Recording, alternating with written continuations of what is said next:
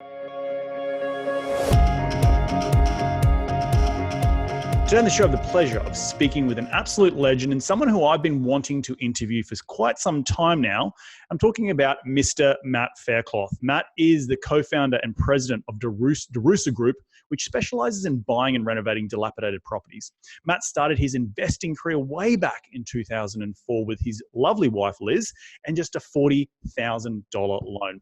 Since then, they've gone on to complete over $30 million in real estate transactions involving private capital, including fixing and flipping houses, single-family home rentals, mixed-use buildings, apartment buildings, office buildings, the list goes on, and even tax liens. But the most important thing is that Matt is also a top-selling author on Amazon, and his recent book is called Raising Private Capital, Building Your Real Estate Empire Using Other People's Money. But Matt is also a huge contributor to Bigger Pockets website, and he has his own weekly YouTube channel where he shares his insider tips and tricks about building a real estate empire. I'm really pumped and excited to have him on the show today to share his incredible insight and experience of what he does. But enough out of me. Let's get him out here. G'day, Matt. Welcome to the show. How you doing today, mate? I'm great, Reed. It's an honor to be here. Thank you. Mate, well, I saw you a month ago in New York City, where I think you actually gave me a version of coronavirus. And I heard through the grapevine, through Eric Cabral, that you had a cold leading up into PodMax, and that you'd spread it throughout the group. And I came back from that trip going, oh, I'm a bit sick. And I don't know if it was corona, but I'm just giving you a little. You're a strong, strapping lad, Reed. You just shrugged that. That corona was like a little bit of dandruff on your shoulder, and you just went like that, right? If you had coronavirus, you would just have a little bit of orange juice, and you would be fine. Oh yeah, just take like a Zycam, and it would be gone. Straight off the floor. Exactly. Yeah, right. But it was good to see you. And for those people who don't know you, but Matt, you and I met many years ago at the Trenton train station. I was reminiscing about this to you when I saw you in Trenton for PodMax. Mm-hmm. I can't even remember when that was. It would have been 2013, 12? Yeah. 2013, 2014, somewhere in there. We met at a McDonald's in the Trenton train station. Yes. Got connected by Joe Fairless in that, and shared a lot of great ideas. And you and I were both trying to build a bigger business in the multifamily space, and had made a reasonable name for ourselves, and both looking to go. And it was just a great conversation then, and I'm glad we stayed in contact from there. It was hard to pin you down to get on this show, because I know I've been pinging you for a little while. It wasn't until we kept harassing you to get on the show, but now we're here. So without further ado, I always ask this question: rewind the clock. Tell me how you made your first ever dollar as a kid. Oh boy. Okay. So aside from, like little onesie twosie stuff, like mom and dad give me $1 for cutting the grass or something like that. The first like real that I can think of, money-making activity that I had on a regular basis was when I was a bag boy at Eddie's Supermarket in Baltimore over on Roland Avenue, right? Just in like a swanky neighborhood. And I would just bag groceries every day after school and go and, just had a job, work from like 4 till 7 every day, help the folks out to the car with the bags and try and talk real nice to them so they give you a tip and everything like that. And learned a lot about customer service. Learned a lot about just the value of just kind of like hard work. And I was a, blue collar kid, man, just bagging groceries for a check. And it was, back then it was big money to a kid, 15, 16-year-old kid. I was making $100 a week or something like that. So I thought I was in heaven. And I learned a solid work ethic at that point. So that was the first, work dollar that I earned, if that's what you're asking. Yeah, no, that's great. Yeah. I think the idea behind that question is to try and understand how you were brought up. How do you value a dollar? So maybe talk to us a little bit about the journey of your upbringing and really your first part of your life before you got involved in the real estate empire and creating your own business and being an entrepreneur. What was Matt Faircloth look like before we came down this road of trying to drank the bug, before I drank the entrepreneur Kool-Aid. before you started building something from nothing? What was it? Well, it's funny. You can really ask the question is, what did you do before you read Rich Dad Poor Dad? Because that's what everybody's story. Their life changed when they read Rich Dad Poor Dad. It changed, like, oh my God, I was this. It could be like I was a bag boy at a grocery store, or I was a landscaper or whatever. Rich Dad Poor Dad completely changed my life and decided to get into real estate. But I was it's a funny story. Growing up, I was good at math and science, and people said, "Hey, you're good at math and science, so you should become an engineer." And I, like any other kid, just trusted adults and said, "Oh, right." Bro, I know so many successful real estate investors that were engineers. By the way, I could probably name 10 right now that have of investors, men and women, that have engineering degrees. So in some ways, I think that it's actually just that analytical mind that it takes to be successful in real estate investing. But anyway, I got into it. I went to school at Virginia Tech, just happened to be wearing the jacket here. Love it. Right? Go Hokies. And I got my degree and realized about halfway through that I didn't want to be an engineer. That like the engineer job kind of stunk, man. I was like, I don't want to sit at a desk and like crunch numbers all day and be in this little, be Dilbert. I don't want to be that guy. So, right. So I got a job in sales, which was a total blessing. I found a job in sales that was laid out for engineers. But the reason why they wanted engineers is because we were selling high technical product to engineers. Most of your clients were engineers on the other side of the table. So you were selling to Dilbert, but you need to know how to talk to him, right? And how to sell in technical terms. And so they wanted people that were outgoing, but were techie, right? So I ended up taking this job with Ingersoll Rand, IR, selling compressed air machinery. So I sold this industrial equipment, these big, loud machines that you had to wear earplugs around, that went in factories and sold for anywhere between like 15 grand all the way up to $500,000. Sold that machinery for 7 years. Wow. But in there, met my girlfriend, now wife, who got me to read Rich Dad Poor Dad. And changed my life forever. Yeah, Liz is the one. She did it. Holy Liz, crap. I take no credit. I probably still be working for Ingersoll Rand, making good money, but hating my life. Had it not been for my lovely wife who got me to read Rich Dad Poor Dad and absolutely changed everything. Mate, well, geez, that story sounds so familiar. Like I'm a structural engineer. That was what I went to school for. What I moved to the United States for. I'm not smart enough for that. I was an industrial engineer. Industrial engineer. Got it. Okay. Well, mate, it's all. But you're correct. I know. I've interviewed 200 episodes. I've probably done at least 10 or 12, a dozen episodes where people are straight out of engineering, and it's crazy. I can make the list. How many people Cushman, are? Michael Blanc, all these guys, all background engineering. I kick Neil Bawa. All these guys are either data, IT engineers. More data-driven, analyst-driven professions. And I'm not saying that's what's required. I just think it's an interesting correlation. It is. Yeah. And I think it's more going to the fact is that you got to be cool with numbers, right? Yep. You can be successful in these businesses without the numbers background. Like look at someone like Joe Fairless, who has the forward of your book, right? He is more of a marketing background, but to get started, you got to be somewhat comfortable with numbers. So, but that's but then so so Liz introduced you to Rich Dad Poor Dad. You're hating your job, but doing it anyway. What was that jumping off point? Because I said 2004 is when you got started. Is that when you said, "Hey mate," to your boss, "See you later. I'm out of here." Right. That's when I bought my first rental. It was actually 2003, but I lived in a single family home that I owned. I sold an enormous air compressor system to Minute Maid Orange Juice. And Minute Maid Orange Juice had this enormous factory up in Jersey.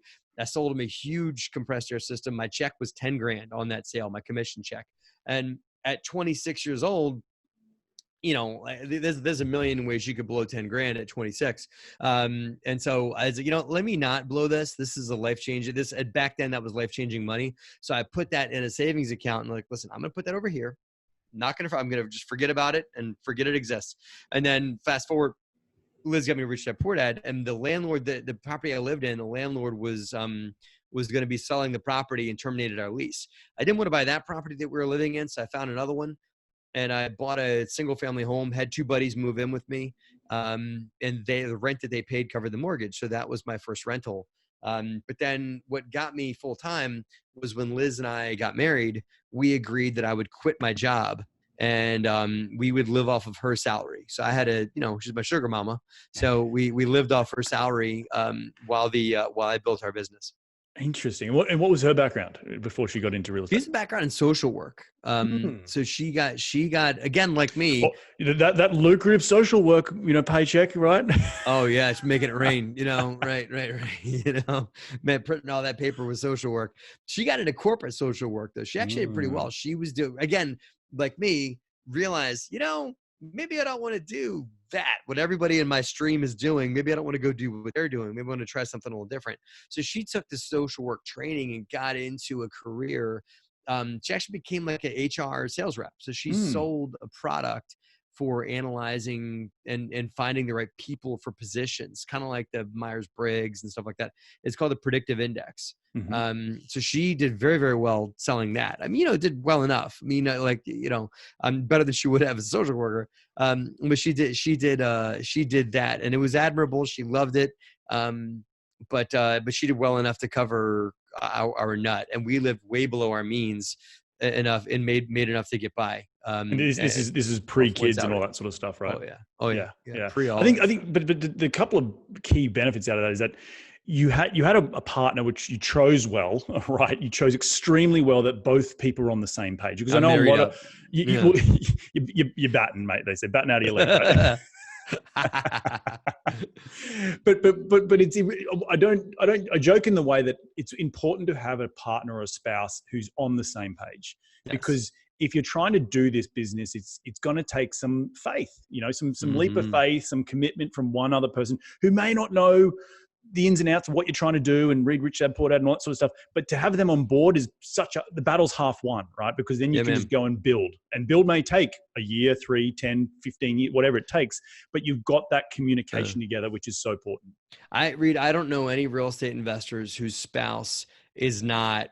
There's two different equations. Successful real estate investors' spouses either want nothing to do with it, and they're just like, I'm going to go do my thing. I'm going to go over here and do what I do, and I'll talk to you about how your day was at dinner.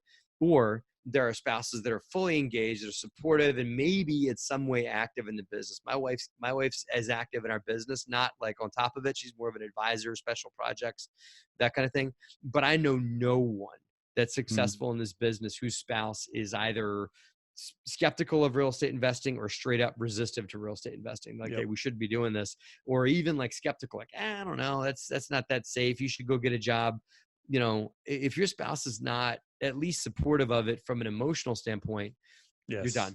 Yes. And don't get me wrong. Like I from a personal point of view, for many years, my wife, didn't kind of get it and didn't get the entrepreneurial bug, but it took a little bit of coaxing. And not everyone who listened to this show, not everyone's going to be in a position where they have the partner that can just be boom. Yeah, I get it. But it takes time. But what I guess we're trying to say is it's important to have your home base supportive, because that support is going to help you through those dark times. Because obviously you've created something over the last 20 years that has taken a lot of hard work, and there's probably been some dark days. So, there were times that my wife was the only one that I had. She's my therapist, like she was the one that she was the shoulder I cried on or whatever, about the business. Because in dark days, the last thing you need is to come home and have a spouse that's like, I told you so, right? I told you this wasn't going to work. Like, you need somebody, you could do it. Get back out there. Because like Liz could have talked me into quitting a million times over the last years, over the many, many years that we've been in almost 2 decades we've been in this business.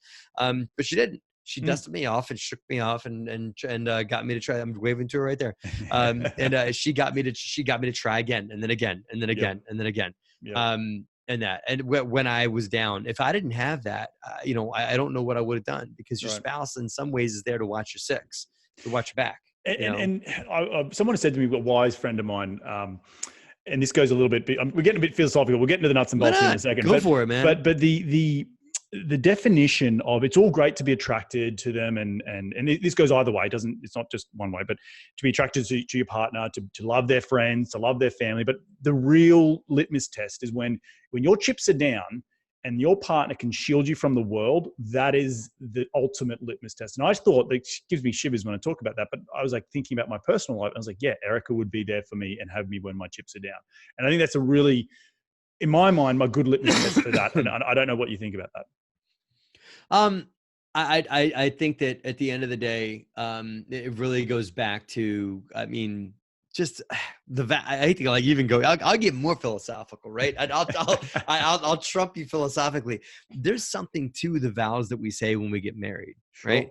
That for better, for worse, for sickness and in health, for broke or for poor, for rich or for poor, everything, right? You're really full on committing to that person. It's not like only when the sun is shining, or only when you know, You want it to be. when I agree with you, or only Okay. when you want to watch the show that I want to watch, or only when you're nice to me am I going to be nice to you. It is full on committed. And even on my good days, on my bad days, and good times and bad, all of it, I commit. I promise Mm. I will be there. Mm. And even on, like what they're not saying is even on days that you don't want to be there, that you're going to do it anyway because you said you would, right? Right. And so that's what it's all about to me. And that just staying committed to your partner, you know, all the way through. And I mean, I can't say that I've done that 100% of the time. I mean, Liz and I have our ups and downs, Sure.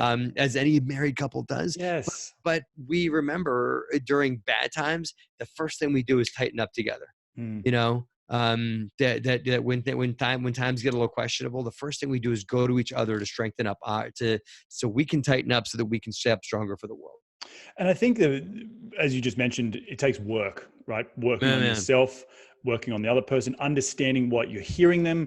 You know, sometimes we all get into this headspace of, I need you to do this because that makes me happy. And it's like, hang on, you don't Yeah. need that person to do anything. You need to sort your own shit It's like, out. yeah, you go first. You take care of me first, then I'll take care of you. Right. You know, But it's give also, me what I need, and then I'll reciprocate by giving you what you need. No, you got to go first. You you got got to to give go your spouse first. what they need first. Or, Then they can, or right? look into yourself and know that you don't have to hang your bag or peg your hat on them and their decisions and their choices that they make to make you happy.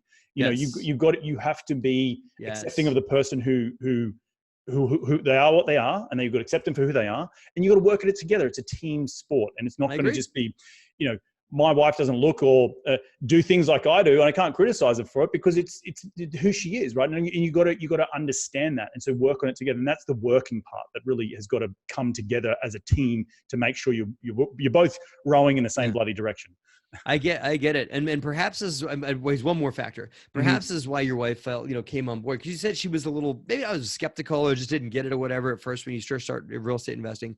If your spouse is passionate or committed or moving in a direction, you better go with them, you know, if you want to keep them, because at the end of the day, I've seen a lot of couples grow apart where like they were really tight at one point in their 20s, and then one went this way, the other went that way. I mean, I've seen like, you know, the Yep. husband get really into triathlons or whatever, and the wife doesn't want to even work out.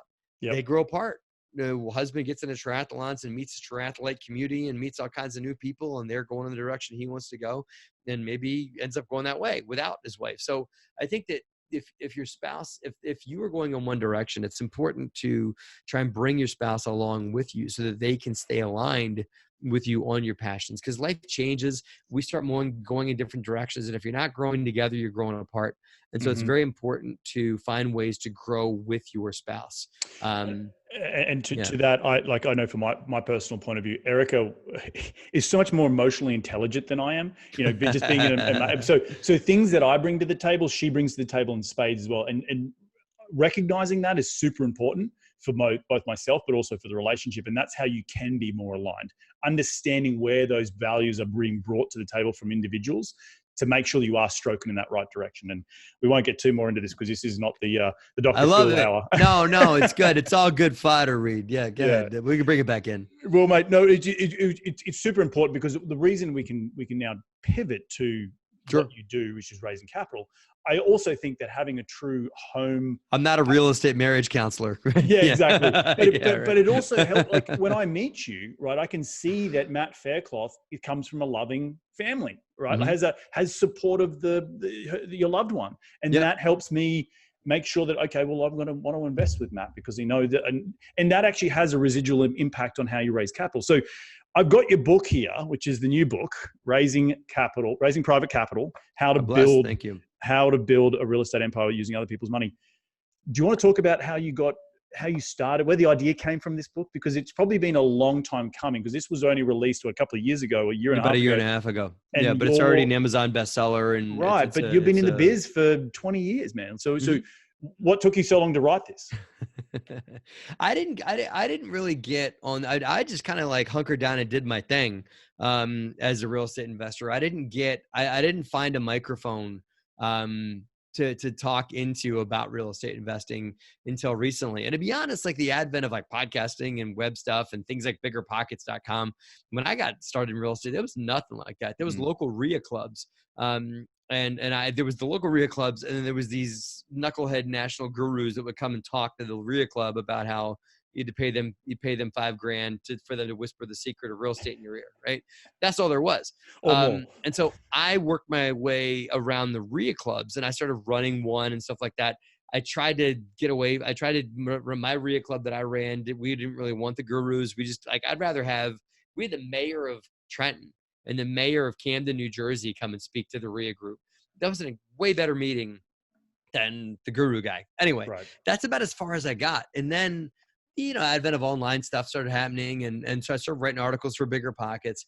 All the while we had been raising money for larger and larger deals, just because it seemed like the logical thing to do. And a lot of people were coming to us wanted to get in on deals. It's like, okay, cool. Yeah, I got deals you can do. And so we started structuring private money.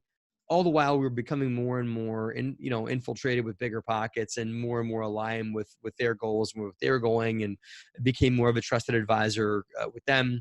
And they were looking for more books. I had a conference call with them. I pitched them on 3 books. And this is the one they jumped on. What was the other two? Well, the other two, sure, I'll tell you. I wanted to do a book of landlord stories, because landlords have the craziest stories you've ever heard in your entire life. In that, I mean, I've got so many hysterical, like, stuff that'll either have you in tears or will have you rolling around on the ground laughing, that have happened to me directly, or stuff that I've heard other landlords tell stories of. But I wanted to go to the Bigger Pockets community and assemble either hysterical or like a chicken soup for the landlord soul kind of book, but of their communities telling stories, for the audience, right? Bigger Pockets is more of a how-to organization. They're not really a anecdotal organization. I get it, so they turned that down. The next book is one that Liz and I are going to be working on, which is Investing with Your Spouse. So that's the next book we're working on. And then the third one was Raising Private Capital, because something that we knew a lot about. Bigger Pockets really needed a private investment book on how to get people to invest with you. And they didn't have Brandon's Low to No Money Down book talks a lot about private money, but more in the terms of seller financing. He doesn't talk as much about, he touches on private notes and stuff like that, but it's not a how to raise money for real estate deals. That's what my book was. And it was something that was right in the wheelhouse of what I had done. And there was so many stories around it. So I was able to weave together a book that told so many, this investor, all true stories. This investor approached us and said this, and we had this deal. So this is how we lined it up. So there's very few hypothetical stories in the book. Almost everything is true stories that happen to us, and I'm able to educate through real stories in the book. Awesome. Well, I think let's get into the nuts and bolts of it, because I want to know a little bit more about what your best advice is for people who are out there trying to start to raise capital. Like, everyone's talking about it. Everyone wants to raise money, because at the end of the day, the access to capital is really important in order to grow your business. So what is sort of the first thing people need to think about when they're gonna go down and start knocking on people's doors and say, hey, uncle or dad, or hey, do you want to invest in my deal that I've got going? I don't recommend that you go door to door selling real estate. Wouldn't that be incredible? Like a door-to-door salesman with like a briefcase, hi, you want to like something like, hi, you want to buy a vacuum? No, hi, you want to invest in real estate? The thing that folks have to do before they start presenting to their network is to develop some sort of to accomplish what in the book, what I call the prerequisites. And the book talks about prerequisites for raising private capital, things like having your business plan together, knowing your goals about where you want to go, because I think people forget real estate investing is not a sprint. It's a marathon. I mean, even on short-term private loans and everything like that, because if you play your cards right on a short-term private loan, as soon as you give your investor their money back, they're going to say, that's great. How can I give it back to you? I want to do that again and again and again and again and again and again. Right. So anyway, I believe that having your goals together, having your, your track record of some sort. And if you're just getting started, that's okay. I don't believe that your very first deal should be one with other people's money. If 100%. You're going to do a deal, find a way to do it with your own deal. If you're going to use other people's money, try immediate family, try your own credit to borrow against your own credit to get into a deal. try a partnership, strategic alliances, something, or even just align yourself with a larger firm like mine or Reed's firm, that's doing bigger deals, and find a way to add value in some way. But find a way to be able to tell that private investor, hey, listen, I didn't just read a book or take a seminar on real estate investing and now want to invest. I did all that, and now I did these deals. I was on Reed Goossens' team and helped them find an apartment building, or me and my Aunt Sally got together and we bought this 4-unit and I renovated and I sold it. And this is what we made. And this is what I learned, so be able to talk about something you've done in the past. I think all those things are required. And the book talks deeper about prerequisites in general, but I believe there are true prerequisites to raising money that people have to do before you can really be successful at it. And talk a little bit about the business plan. What are you saying when a business plan you come up with it is just this idea of, I want to start raising money for my real estate business, but I have no target out there of what I want to go buy? Or is it more of a specific case by case? I found a deal. Now I'm going to go out and start, looking for other investors who want to get involved. No, it's a matter of, I think the business plan is like, what kind of real estate do you want to get yourself into? What is your acquisition strategy? What's your management strategy? Because if somebody approached me wanting me to invest with them and they're like, hey, Matt, I'd like to, borrow some money or have you invest with me as equity to invest in real estate. I'm like, okay, great. Tell me what kind of real estate you want to do. Like, any real estate, anything. I'll invest in shopping centers with your money. I'll put your money into apartment buildings. I'll put your money into a single family home fix and flip. I'll borrow it from you at a rate of return and then give it back to you when the property sells. Maybe I'll do a development deal. Maybe I'll buy some land. Maybe I'll buy a shopping center. So I'd go running for the hills, man. What, are you kidding me? I would want to see a business plan. I think people want to see this that says that I am going to invest in apartment buildings. I'm going to do this many in a year. This is my management strategy. This is who's going to help me. This is my team. This is the mortgage broker I've already talked to. In that. So I think that having a well thought out directional plan for your business, not for each deal, but for the business as a whole. I'm going to do a bunch of fix and flips. This is how it's going to work. I'm going to buy a bunch of BRRRR strategy rentals. This is what that's going to look like, whatever it may look like. But it can't be shotgun approach about just, I'm going to go and invest in real estate and whatever lands, I'm just going to just be a Venus flytrap and whatever lands in here, I'm going to eat. You can't do that. I don't think you're going to get very far as an investor if that's what you want to do. No, I think that's super. It's important, right? It's about a pitch deck, having the proper pitch deck to go out and start pitching investors. But also, once you have that pitch deck set up, who are you approaching? Because you're talking here about chapter 4, the cash provider. Do you want to talk a little bit about who's actually going to bring capital to the table in and around your sphere? Because a lot of people are thinking, probably scratching their head, going, where the hell do I even start? When trying to go find equity. Yeah, right. Well, the book talks about like their equity.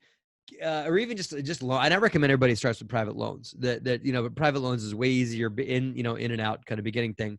If you get into the kind of deals like you and I are doing, Reed, then yeah, you need equity. But I would start on the small side of loans and then work your way up, unless you're working for a larger outfit.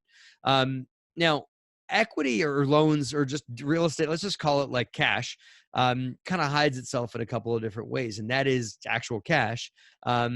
Or that's real estate equity that a cash provider may have in their home, not realizing they could unlock it, but you as an investor can teach them how to do that, or as in their retirement account. 3 different sources of cash, of real estate potential, capital to be injected into a deal. So my book, there's a whole chapter in the book called The Sources of Capital. Yeah, no, it's so super important to understand where to go to, because if you don't have those understandings, you're going to go out there, to your point before, about shotgun. Like, who's got money? Where's the money at? And I like what you said, but like we said, but private loans is really important to get started, not equity. And the difference between private loans and equity is that the private loan is an individual who has the first lien against the property. And you're building a relationship with that person. You're going to go execute, or maybe it's a small fix and flip, maybe it's a 4-unit, but you're actually going and putting your money where your mouth is, making sure you're true to your word and doing the deal. There's a lot of reasons why. Why loans are important to start with. Number one, they typically got a very shorter beginning, middle, and an end, so you can kind of like, date till you get married with your investor. Additionally, loans don't trigger any type of SEC trigger, as long as you're not raising a pool of debt, putting that debt into an LLC and then borrowing money from the LLC. If you're borrowing money from somebody individually, and this is something that gets misconstrued sometimes, that is not a security. It's not something the SEC regulates. And so you don't have to worry about the next tranche of complexity, which you and I Reed have to deal with on a daily basis, which is, heavier lawyer involvement and SEC involvement, right? As a loan, that's not triggered. And so it's a way more basic transaction, but you can actually make a lot more money because you own all the upside in a loan. Right. In equity, the investor typically has a ride along with you. So in that pitch deck, are you outlining your terms and conditions that you would offer to someone in terms of writing this loan, or do you have any recommendations of what type of documentation you need to use when you're going to try and structure these private loans?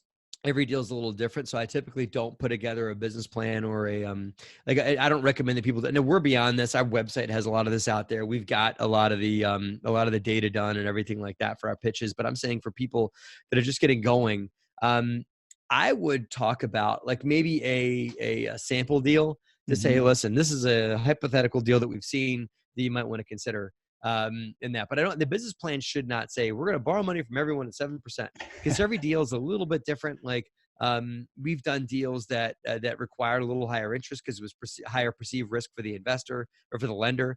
There's been deals where I gave the lender a small chunk of the upside and profit on, like, so, okay, I'm going to pay you X amount of rate of return on your money. Plus, if the deal sells for above this number, I'm going to cut you in and give you a little extra bonus on top of your loan payment. I'm going to give you a percentage of our profit, like it's called a joint venture. Yep.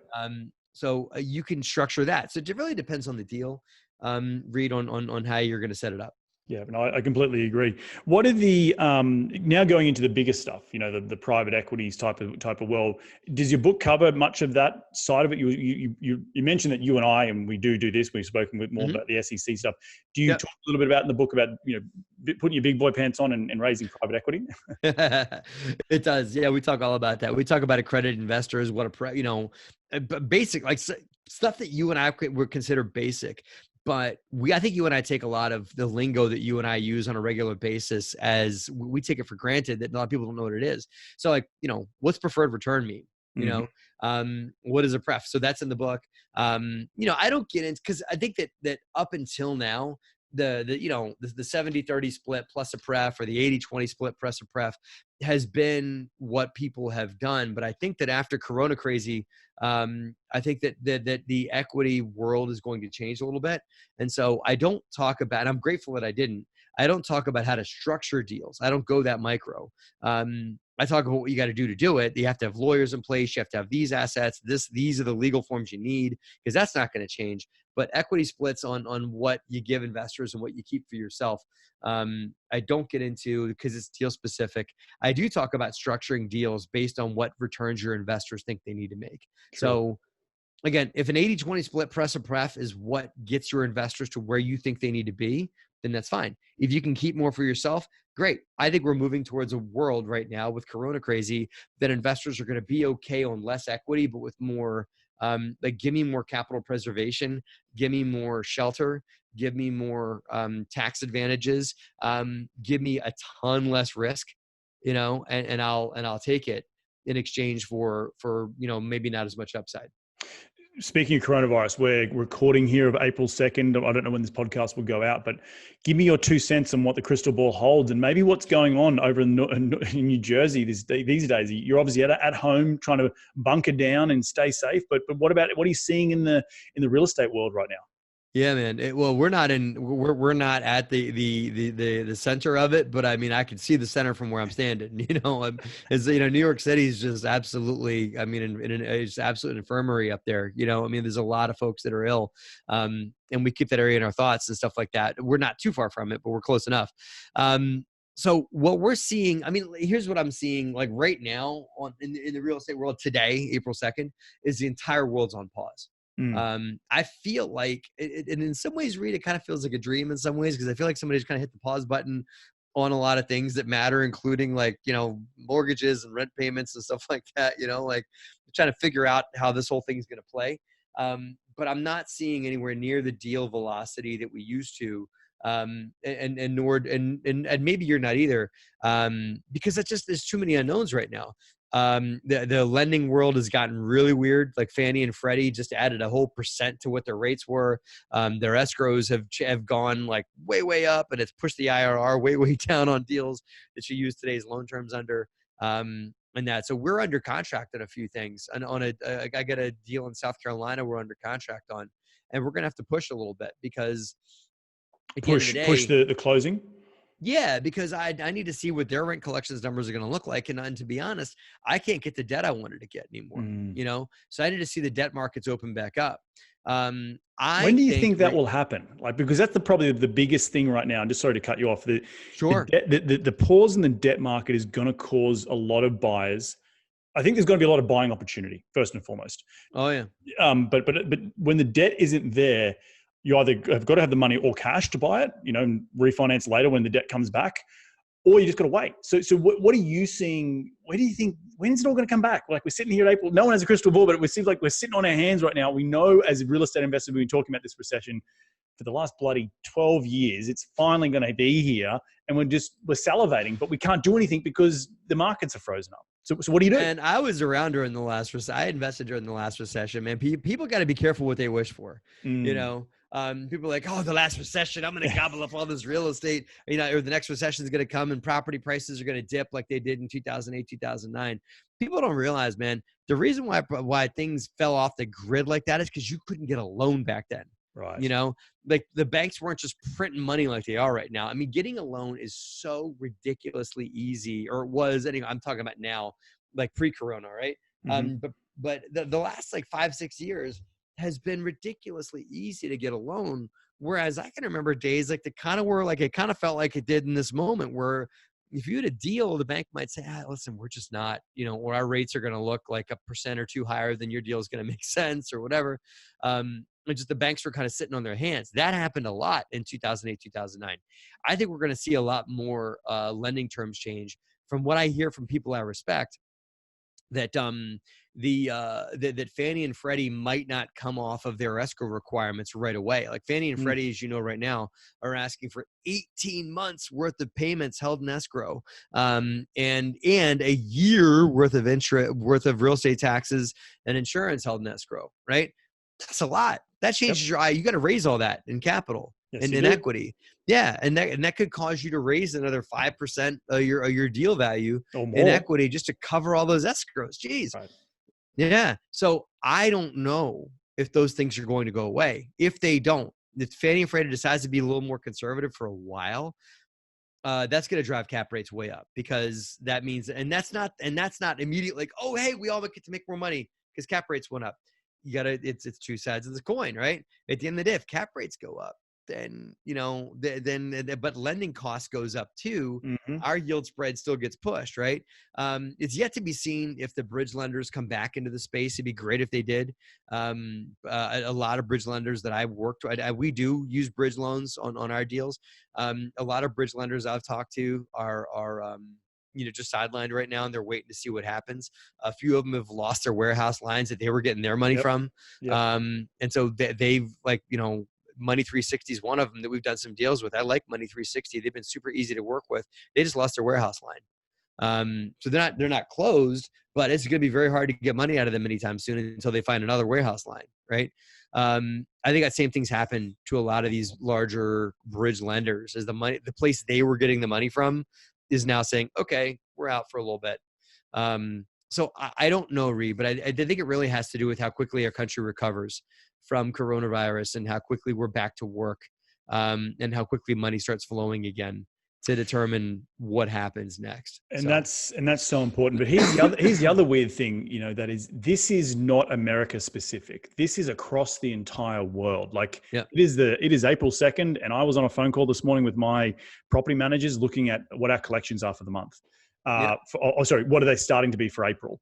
And but rent collections in Australia, rent collections in the United Kingdom, rent collections in Canada, they're all going to be affected because everyone has been told to stay the F at home. All the world's sitting at home right now, brother. UK's sitting at home. Canada's sitting at home. China's just now talking about going back to work. If you believe what if you believe what China's telling us, they're going back to work. But that's super. Yeah. But we're all at an even playing field, is what I'm trying to get at. Yes. We're not one country is better than the other, which is super important to when you start investing. When I want to ask you, my thesis is that you've got to be careful about how we get out of the gates. What market are you in that are going to start getting shops back, restaurants back, entertainment back, a lot of bloody sports teams are going bankrupt because they can't afford to keep the teams.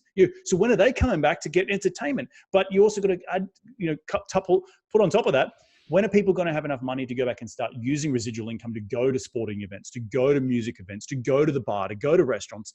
And that's going to be the big unknown, which is a little scary right now. So in your opinion, what do you think about the short term, the medium term, the long term of this whole thing? I believe, again, this is the people that I talk to, that I respect. Again, these are people like Neil Bawa, Jay Scott, those guys that I think are really monitored at tea leaves. I'm translating what they've told me into my interpretation of what I think is going to happen.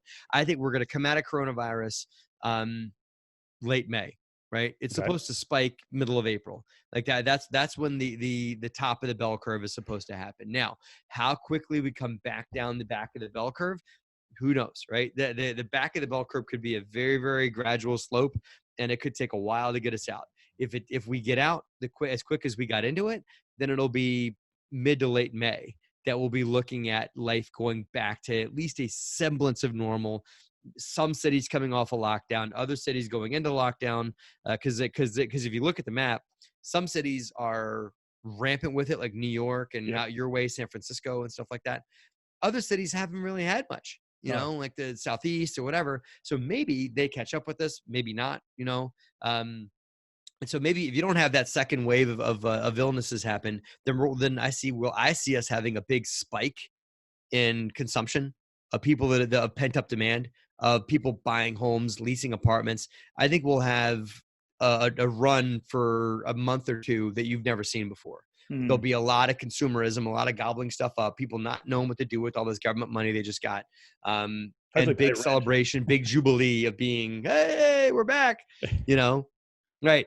Then people not realizing that the other shoe's about to drop, which is the long-term effects of this thing. The effects that it had on our credit markets, the effects that it had on, and all the restaurants aren't going to open back up. Like people are going to be dancing in the streets, but they can't go out to eat anywhere. And unemployment's still going to be north of 10% after all this. After all this, that's going to be the Nike swoosh, as people are now talking. It's very quick, but it's going to be a longer tailwind to get these folks, particularly the low income housing, which are going to be the most affected. Let's be honest, right? People who can't work from home, people who can't, are still being employed over this shutdown period.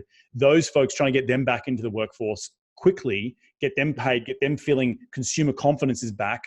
They're going to be the big ones as well. Not just us who can be on Zoom and keep business as usual. It's those, the working class folks that need to get back to work quickly in order to keep the roof over their head and their family fed. So D and C class real estate. D and C class real estate, exactly. Mate, at the end of every show, I know I want to be very respectful of your time because we're coming up here to being nearly on 45 minutes. We get into the top 5. Time flies when you're having fun, Reed. I know, mate. Time flies when you're having fun. But let's get into top 5 investing tips. You ready to get into it? Yes.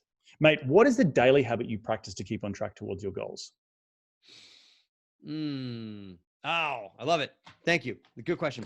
I'll hold it up. I use a sheet that says go, call, do. And this is my little notes for the day. And I carry this around every day.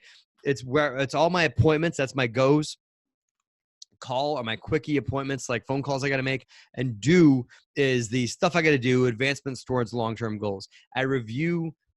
Once a week, I review my annual goal sheet, and then I take that and I plan out my week based on how can I advance my annual goals in this week.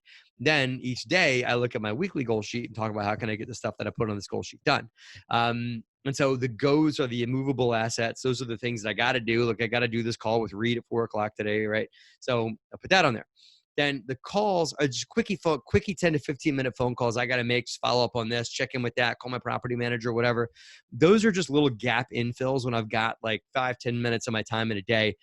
Or I love when I'm driving somewhere, I can pick up my call list and burn through all my phone calls, and then the do's are things that I put time chunks on my calendar to say in between my physical appointments, I'm going to work on that application. I'm going to, draft an email to my investors and let them know how we're getting through coronavirus. I'm going to record 3 videos, whatever.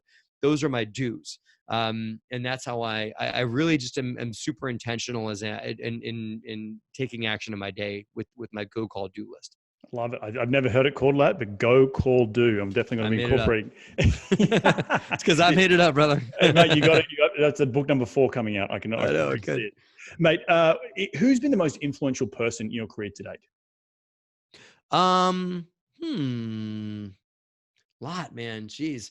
I'd have to say my wife, because she Liz planted gonna the give a shout seed out. and got me going. And there's been a lot of little of just advocates and people and believers that have kept me going.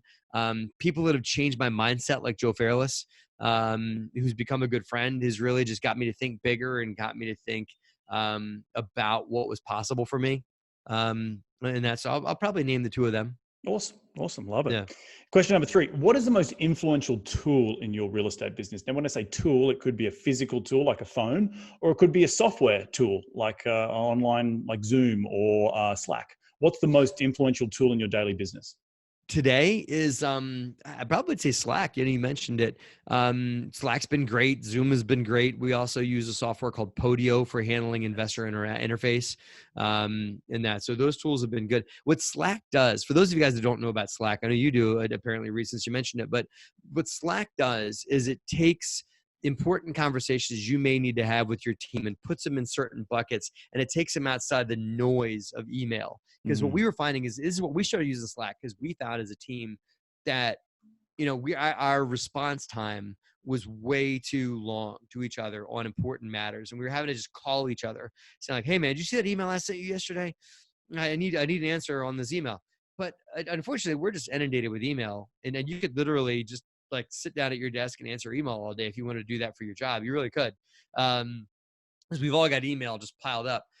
What Slack does is it allows you to take conversations that are more important than what's in your inbox, and it compartmentalizes them over here in an app, and you can attach things to it and put pictures into it and even reference emails in Slack and stuff like that. So it enables you to have a private conversation and put things above the noise that you need to be there.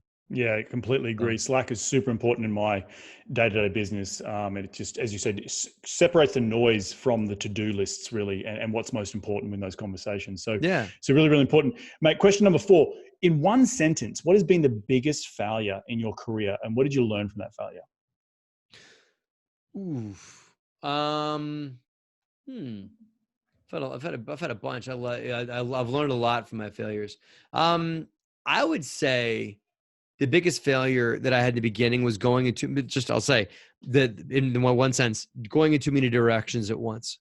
Going too many, Not living in my core genius. Yes. Not living, just doing what I'm great at. Just that. Yep. Love it. Mate, final question. Where can people reach you to continue the conversation? They want to be in your sphere. Where do they go? A couple of different ways. They can just pick up their handy dandy cell phone. And I'm so awesome. I'm so proud of this like text. I got all techie in my old age, Reed. I got this tech going on now.